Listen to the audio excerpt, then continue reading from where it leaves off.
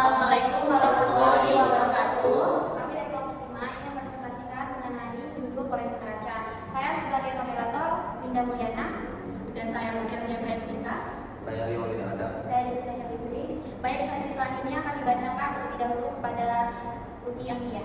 Proyeksi neraca adalah prediksi jumlah dan rincian kekayaan yang akan dimiliki perusahaan beserta seluruh kewajibannya, baik kepada kreditor maupun kepada pemegang saham pada suatu periode tertentu di masa mendatang. Secara umum, neraca terdiri dari dua bagian besar, yaitu sisi aktiva dan sisi pasifa kewajiban. Sisi aktiva berisi daftar kekayaan perusahaan beserta rincian jenis dan jumlahnya.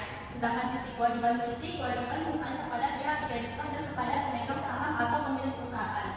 Dan adapun elemen neraca terdiri dari kelompok aktiva lancar yang semua harta perusahaannya diharapkan dapat berubah menjadi uang dalam tempo 1 tahun. Dan akun aktiva lancar itu terdiri dari kas, surat berharga, utang usaha, persediaan, biaya yang dibayar, perlengkapan usaha dan lain-lainnya. Dan adapun kelompok juga investasi jangka panjang, dana yang ditanamkan pada berbagai jenis aktiva yang diharapkan memberikan penghasilan. Dan contoh akunnya seperti investasi dalam anak perusahaan, investasi dalam aktiva tetap terwujud dan lain-lainnya. Dan adapun aktiva tetap terwujud itu contoh akunnya seperti peralatan kantor, kendaraan, mesin dan tanah. Dan untuk kelompok aktiva berwujud itu contoh akunnya goodwill, hak paten, hak cipta dan lain-lainnya. Kelompok aktiva lain-lain itu akunnya titipan kepada penjual, bangunan dalam pekerjaan dan lain-lainnya. Adapun kelompok kewajiban itu contohnya utang acara, akunnya seperti utang usaha, utang wesel, utang pajak. Dan adapun kelompok pendapatan diterima di muka itu contoh akunnya seperti pendapatan diterima di muka. Dan adapun utang jangka panjang itu contoh akunnya utang bank, obligasi dan lain-lainnya. Dan adapun terakhir ekuitas itu contoh akunnya seperti modal atau modal saham dan laba ditahan. Tabel faktor yang mempengaruhi elemen neraca seperti aktiva kas. Faktor yang mempengaruhinya adalah saldo alokas pada suatu periode ditambah dengan penggunaan kas dan dikurangi dengan pengeluaran pada suatu periode. Dan adapun yang kedua, utang usaha, saldo alokas pada suatu periode ditambah dengan penggunaan kas dan dikurangi dengan pengeluaran kas pada suatu periode. Persediaan itu faktor yang mempengaruhinya adalah persediaan pangan. Dan adapun perlengkapan usaha, jumlah transaksi pembelian dan pemakaiannya pada suatu periode tertentu. 5. Aktiva tetap. Bila aktiva tetap pada suatu periode ditambah dengan rencana pembelian aktiva tetap baru atau investasi dikurangi dengan nilai aktiva tetap yang dijual pada suatu periode. Dan adapun faktor yang mempengaruhi neraca kewajiban seperti 1. Utang usaha, saldo usaha bank pada awal periode ditambah dengan pembelian kredit yang direncanakan dikurangi dengan jumlah utang usaha yang akan dibayar pada suatu periode tersebut. Dan yang kedua, utang bank, saldo utang bank awal periode ditambah dengan jumlah kredit baru yang akan diterima dari bank dikurangi dengan utang bank yang jatuh tempo dan akan dibayar pada periode tersebut. Yang ketiga, obligasi, saldo utang obligasi pada awal periode ditambah dengan jumlah obligasi baru yang akan diterbitkan pada periode ini dikurangi dengan obligasi yang jatuh tempo dan akan dibayar pada periode tersebut. Dan ada juga modal saham, itu faktor yang mempengaruhi jumlah lembar saham yang beredar pada awal periode ditambah dengan jumlah lembar saham baru yang akan diterbitkan dikalikan dengan nilai nominalnya. Dan yang terakhir, laba ditahan, saldo ditahan pada awal periode ditambah dengan laba usaha yang dianggarkan dikurangi dengan jumlah dividen yang direncanakan akan dibagikan pada periode tersebut. Dari tabel di samping terlihat bahwa proyeksi neraca pada akhir suatu periode tersebut sangat dipengaruhi oleh saldo awal periode dari setiap elemen yang ada pada neraca. Itu berarti neraca pada awal tahun akan berpengaruh langsung pada proyeksi neraca pada akhir periode tersebut. Setelah neraca pada awal periode diketahui, maka proyeksi neraca pada akhir periode akan dipengaruhi dan ditentukan oleh berbagai hal yang akan mempengaruhi kenaikan dan penurunan setiap elemen neraca tersebut.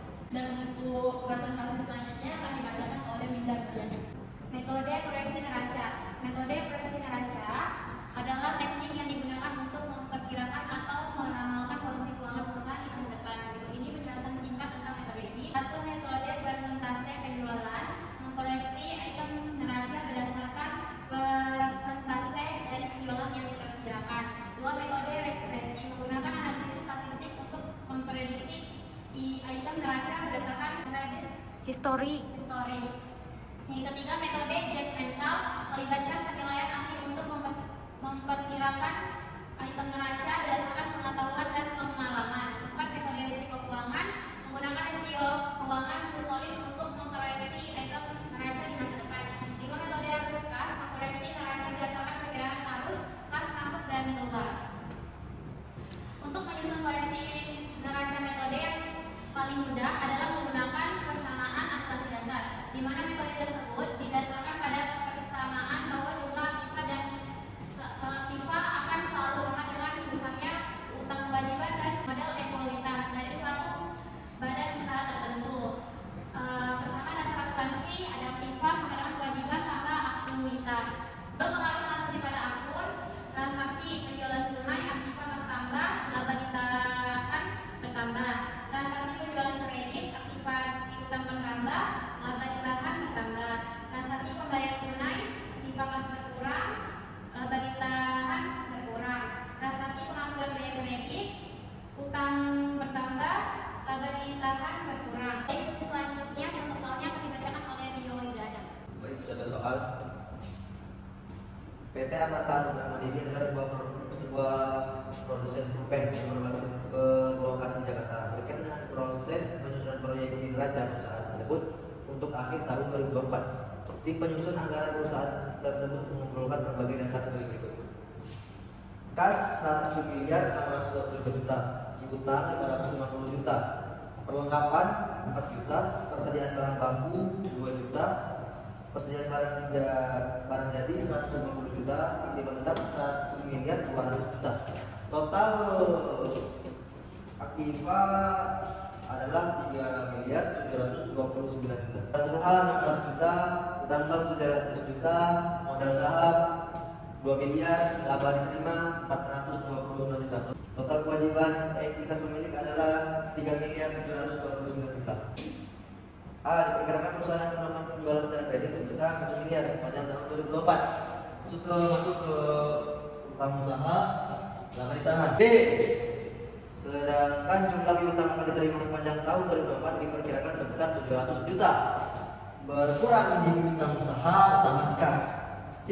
Perusahaan merencanakan pembelian perlengkapan kantor pada tahun 2024 sebesar 40 juta.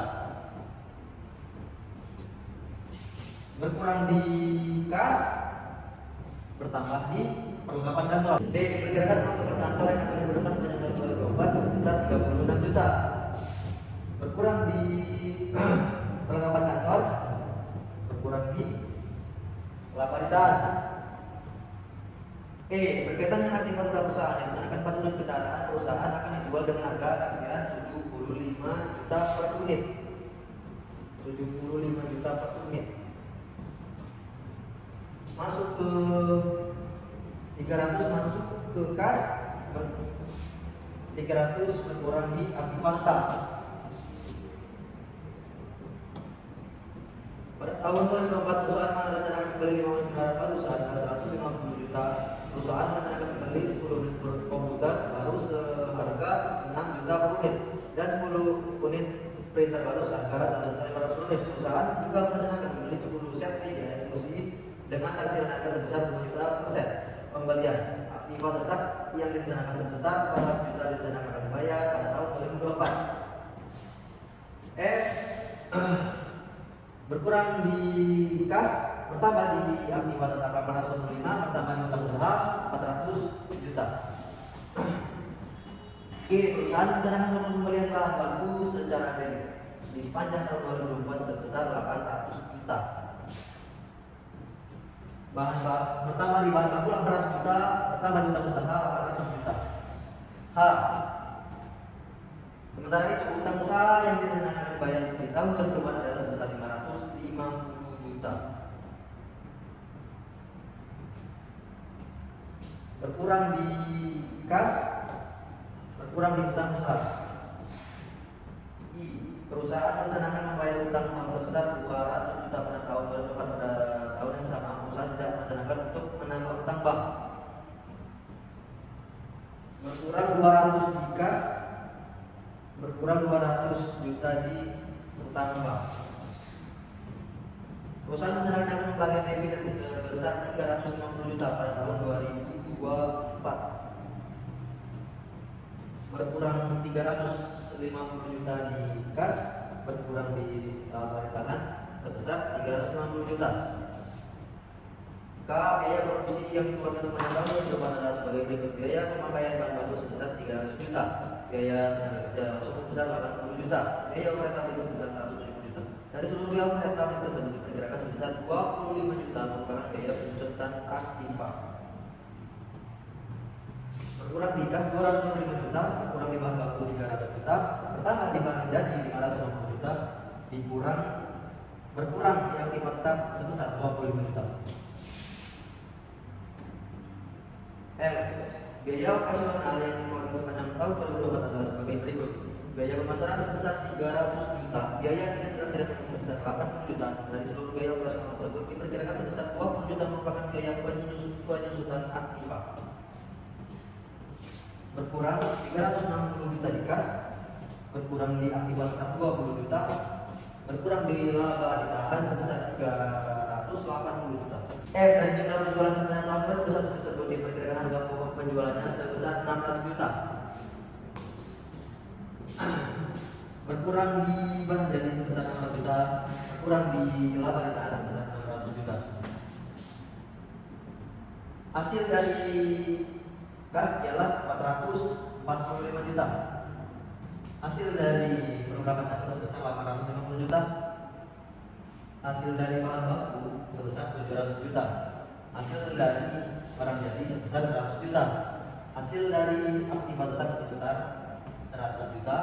Hasil dari aktiva tetap sebesar 1 miliar 700 juta. Hasil dari utang usaha sebesar 1 miliar 250 juta. Hasil dari utang bank sebesar 500 juta. Hasil dari modal saham sebesar 2 miliar. Hasil dari laba ditahan sebesar 63 juta. A. Transaksi penjualan kredit ini akan menambahkan akun piutang usaha. B. Menambahkan akun laba ditahan sebesar 1 miliar. C. Transaksi penerimaan piutang ini akan menambah akun kas dan mengurangi akun piutang usaha sebesar 700 juta. Transaksi pembelian peralatan kantor ini akan menambahkan akun peralatan kantor dan mengurangi akun kas sebesar 40 juta. E. Transaksi pemakaian peralatan kantor ini akan mengurangi akun peralatan kantor dan mengurangi akun kas laba ditahan sebesar 336 juta. Transaksi penjualan kendaraan ini akan menambah akun kas dan mengurangi akun aktiva tetap sebesar 300 juta. G. Transaksi pembelian kendaraan sebesar 845 juta, di mana sebanyak 445 juta akan dibayar tunai dan sisanya akan dibayar kredit. Akan menambah akun aktiva tetap sebesar 845 juta dan mengurangi akun kas sebesar 445 juta serta menambah akun utang usaha sebesar 400 juta. H. Transaksi pembelian bahan baku secara kredit ini akan menambah akun persediaan bahan baku dan menambah akun utang usaha sebesar 800 juta. Transaksi pembelian bahan baku secara kredit ini akan menambah akun persediaan bahan baku kas sebesar 550 juta. J. Transaksi pembayaran utang bank ini akan mengurangi akun utang bank dan mengurangi akun kas sebesar 200 juta. K. Transaksi pembagian dividen ini akan mengurangi akun kas dan mengurangi akun laba ditahan sebesar 350 juta. I. Transaksi pencatatan biaya produksi sebesar 550 juta ini akan menambahkan akun persediaan barang jadi sebesar 550 juta dan mengurangi akun kas sebesar 225 juta, mengurangi akun persediaan bahan baku sebesar 300 juta dan mengurangi akun aktiva tetap penyusutan sebesar 25 juta.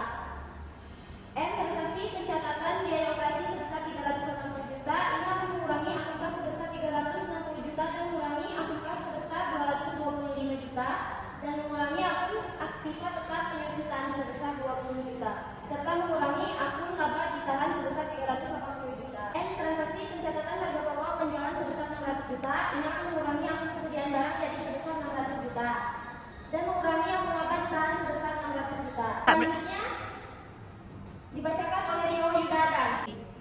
Berdasarkan kertas kerja penyusunan proyeksi neraca tersebut di atas, maka dapat disusun proyeksi neraca PT Amarta dan Mandiri per 31 Desember 2024 seperti berikut. Kas adalah hasil dari penjumlahan kolom kas, yaitu 445 juta. Hasil piutang usaha adalah hasil dari kolom piutang usaha, yaitu sebesar 850 juta. Hasil dari perlengkapan kantor adalah 8 juta. dari hasil kolom kelengkapan kantor. Hasil dari persediaan bahan baku sebesar 700 juta, yaitu dari kolom persediaan bahan baku. Persediaan barang jadi 100 juta adalah hasil dari kolom persediaan barang jadi. Hasil dari aktiva tetap adalah 1 miliar 700 juta adalah hasil dari kolom aktiva tetap, yaitu 1 miliar 700 juta. Hasil dari total aktiva adalah penjumlahan kas 455 juta ditambah 850 juta ditambah 8 juta ditambah 700 juta ditambah 100 juta ditambah 1 miliar 700 juta dan hasilnya adalah 3 miliar 813 juta. Utang usaha adalah hasil dari kolom penjumlahan utang usaha, yaitu sebesar 1 miliar 250 juta. Utang bank hasil dari kolom utang bank, yaitu berjumlah 500 juta. Modal saham hasil dari kolom modal saham yaitu 2 miliar. Hasil dari laba terima adalah 63 juta dari kolom laba diterima. Total kewajiban ekuitas pemilik berarti adalah penjumlahan dari 1 miliar 250 juta tambah 500 juta tambah 2 miliar tambah 63 juta dan hasilnya adalah 3 miliar 813 juta rupiah dan hasilnya sama 3 miliar 813 juta rupiah. Balance. Kesimpulannya adalah proyeksi neraca adalah prediksi jumlah dan rincian kekayaan yang akan dimiliki perusahaan beserta seluruh kewajibannya, baik kepada kreditor maupun kepada pemegang saham pada suatu periode tertentu di masa mendatang.